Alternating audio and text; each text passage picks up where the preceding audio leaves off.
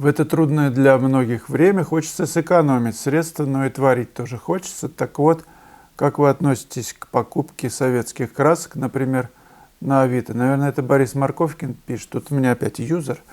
Разумеется, если краски пригодны к использованию. Хорошо отношусь. Советские краски качественные. Да, у меня вообще они там уже лежат лет 40, наверное. И я достаю тюбик, там, правда, масла многовато. Но на картонку выдавить их, чтобы масло лишнее стекло. А нормальные краски были, подольские, там комбинат делал.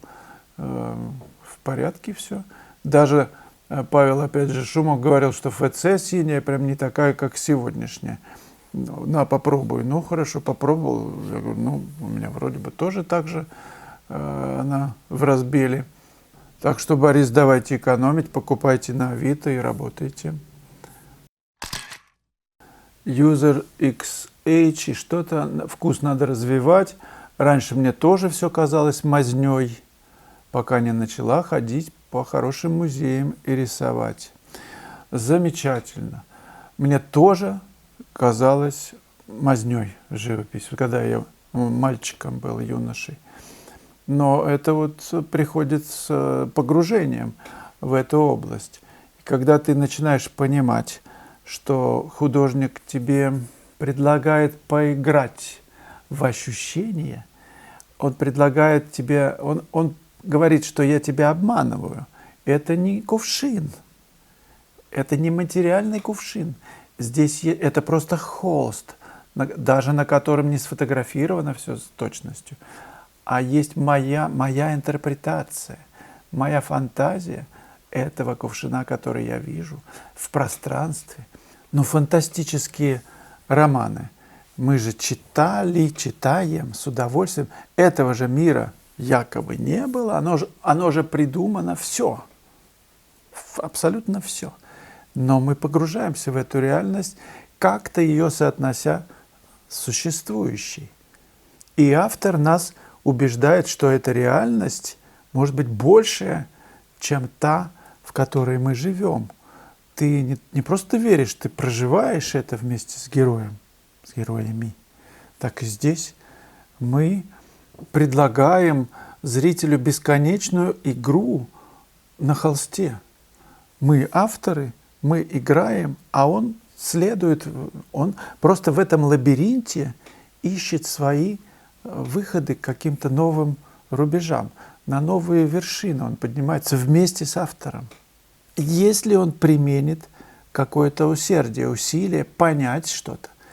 Потому что часто живопись может быть и неузнаваемой. Какие-то неузнаваемые вещи на ней изображены. Не просто там ваза с цветами, это понятно, фрукты. Но там же может быть какое-то ощущение от этого, некое абстрактное зерно. Если зритель докопается до этого зерна, почувствует его, то он будет на одной волне, вот возникнет резонанс с художником. Друзья, с этими юзерами, которые в YouTube понапичканы сейчас, имена поменялись, люди написали в Google аккаунте менять. Личная информация, общая информация, имя. Меняйте и будем здравы. Ну, если кому-то хочется оставаться юзером безымянным с каким-то количеством цифр, ну, оставайтесь, просто тогда пишите, когда вопрос задаете, свое имя. Исарчи Арт. Как на тянущем грунте писать небо? Получаются лишь короткие мазки. Побольше краски, надо не жалеть заварки. А как залить прямо одним цветом? Побольше краски, побольше кисточку, и одним цветом, опа, и залил. Попробовал с УС, видимо, White Spirit, все равно не то. Ну, понятно, это же тянущий грунт, он первый слой втягивает, даже с УС или без УС. Поэтому первая пропись, она такая вот первая, закладочная. Может быть, даже с учетом того, что вы ее потом перекроете, легко касаясь. Тогда вы первую пропись делаете, например, чуть темнее. Может быть, даже вообще любого цвета.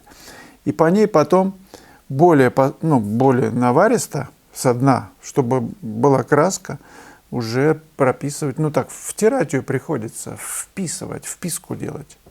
К этому нужно приспособиться, привыкнуть к тому, что тянущий грунт себя ведет по-другому. Тот же автор пишет: если вы так любите поесть, ну, люблю, в смысле наслаждаюсь, то как сохранили такую подтянутость? Но ведь можно любить поесть, это не связано с количеством еды, а с качеством. Я не говорил о количестве, о том, что ем и ем, это неправда. Но там ем 2 раза в день, может быть. И Алла Тоня тоже спрашивает: интересно, как вы поддерживаете свою физическую форму, прогулки, бег, гимнастика, что помогает быть вам в тонусе, в прекрасном настроении? Ну, мы же рождены, осознание того, что мы рождены не для грусти, для радости, для счастья. Вот единственная задача, помните, как Джон Леннон, его спросила учительница, задали им задание, ну, наверняка вы знаете эту историю. Задание было: кем ты хочешь быть? И он написал: я хочу быть счастливым. Она сказала: да неправильно понял задание 2. Кем хочешь быть? Рабочим, я не знаю, ассенизатором или пекарем. А он сказал, эта учительница гениально: может быть, я не понял ваше задание, но вы не поняли жизнь. Вот так вот мальчик сказал, да, смысла жизни. Смысл жизни, чтобы быть счастливым. Джон написал: хочу быть счастливым. Этого достаточно на заднем плане, если есть эта вот формула, так можно написать на стене. Счастье. Достаточно для того, чтобы, помня об этом, не втягиваться в воронку, где куча всяких несчастий. Потому что такой мир, мы живем в таком мире, это такая школа, поэтому у нас палата на излечении в нашем госпитале. И собрались сюда люди, которые, в общем, понимают, что вокруг. В этом окружении, в этом вокруг нужно проходить эту задачу, решать эту задачу. Те, кто ввергаются в сомнения, в агрессию, в нелюбовь, в непрощение, неприятие, будут вынуждены проходить эти задачи снова и снова, решать их, пока не решат. Это раз, значит, настроение. Ну а по поводу физической формы, наша телега, вот я уже приводил пример с телегой. Если телега стоит, даже если у нее там солидол в этих всех крутящихся колесах, этот солидол превращается со временем, стоит она просто во дворе, в камень. И она не поедет, даже не прокрутишь колесо. То есть наш организм, все эти вот суставчики, самосмазывающийся организм. Чем больше ты двигаешь им, тем он там что-то там выделяется, у него выделение происходит, и смазка происходит. Он понимает, что человек двигается, значит, ему надо шприцануть туда смазку. И он изо всех депо, значит, туда, из того, что мы вечером с вами утрамбовали, он идет туда, на смазку идет. Вы спросили бег. Бегать я не люблю, вот как-то не мое. Я пробовал много раз, но вот что-то не мое, неестественно это мне. А сходить там в зал и железки потягать, это мне вот нравится. И, в общем, мышцы все прорабатываются. Хожу практически каждый день, мне это нравится. Немножко, но, в общем, так, чтобы сохранялся тонус. Тело реагирует с благодарностью на то, что ты, в общем, делаешь нагрузку. Оно любит нагрузку. И получается эффект такой мышечной радости. Не скупитесь, друзья, на лайки. Это несложно. Надавить кнопку «Сейчас нравится», если это так. И, конечно, жду от вас комментарии, развернутые, и вопросы. 45-й урок. Психологический портрет.